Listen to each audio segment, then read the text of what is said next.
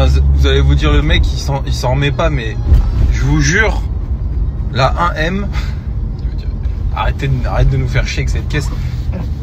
J'ai une Alpine R qui vaut 3 fois plus cher que cette caisse, et je vous jure, la bagnole, je la trouve magnifique, hein. L'Alpine n'est pas le sujet, mais c'est déjà une AM, je trouve ça trop beau, c'est trapu, c'est incroyable.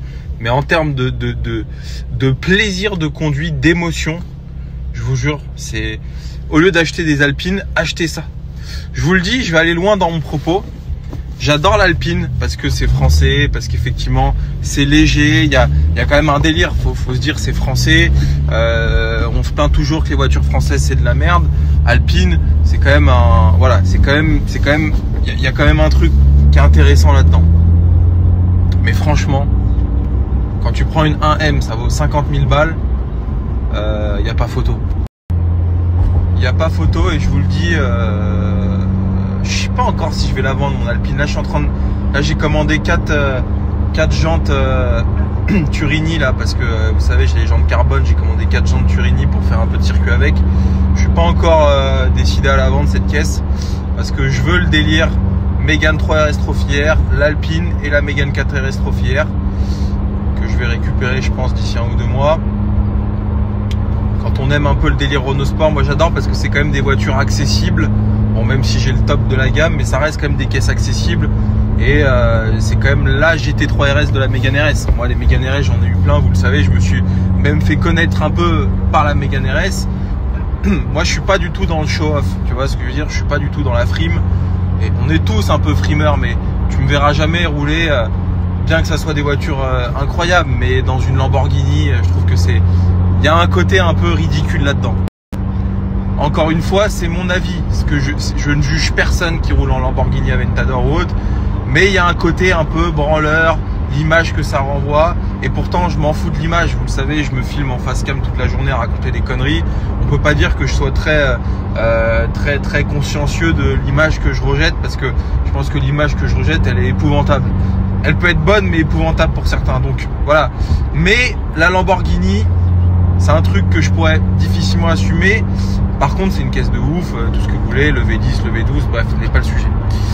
Mais j'ai toujours aimé ce truc de se dire qu'une voiture, ça restait un objet utilitaire, d'aller d'un point A à un point B, et avec lequel tu pouvais à peu près tout faire. La 911 en est le parfait exemple, même la GT3 RS en est le parfait exemple. On peut rouler quotidiennement en GT3 RS sans problème, je vous le dis, sans problème. Bon, la Mégane RS, c'est un peu pareil. Ça coûte que dalle à entretenir, c'est fiable comme pas possible, c'est extrêmement performant, et il y a un côté qui est tout à fait limite populaire. T'es dans une Mégane, t'es dans la voiture du peuple. Bon, la 911 peut-être pas, on va pas pousser le bouchon, mais quand tu vois le prix que ça vaut aujourd'hui. Mais néanmoins, j'aime bien cette idée-là de l'automobile, tu vois. Je discutais avec mon ami Maxime Langlais, on discute souvent ensemble, et il voulait me vendre, ce malade, un G500 au carré. Il en a en stock. Mais jamais de la vie je pourrais assumer un truc pareil. C'est la honte. C'est honteux. Je vous jure, j'aurais honte de rouler là-dedans. Les gens ils te regardent. En plus, moi j'habite à Paris, donc va faire rentrer un truc comme ça dans Paris, ça n'a ni queue ni tête. C'est, je vous le jure, c'est un truc que j'assumerais pas, et pourtant j'assume plein de trucs. Déjà là, me regarder comme ça en caméra, c'est assumer un truc.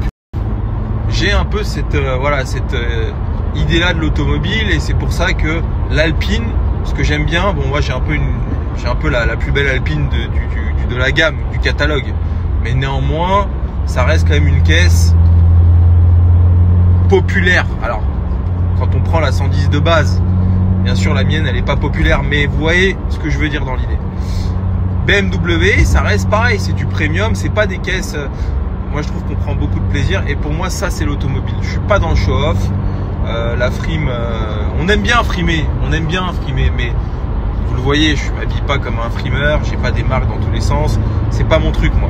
Moi ce que j'aime c'est le côté utilitaire. Pour moi une GT3 RS c'est autant utilitaire qu'un Renault Kangoo, c'est vrai hein, et je dis pas ça en rigolant hein. La GT3 RS est au circuit ce que le Renault Kangoo est aux artisans, tu vois ce que je veux dire.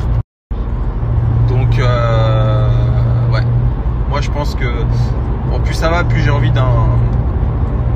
d'une Ferrari, mais ça c'est plus pour le côté parce que quand on aime l'automobile, la Ferrari c'est un peu comme avoir un trimaran ou un catamaran de course, tu vois.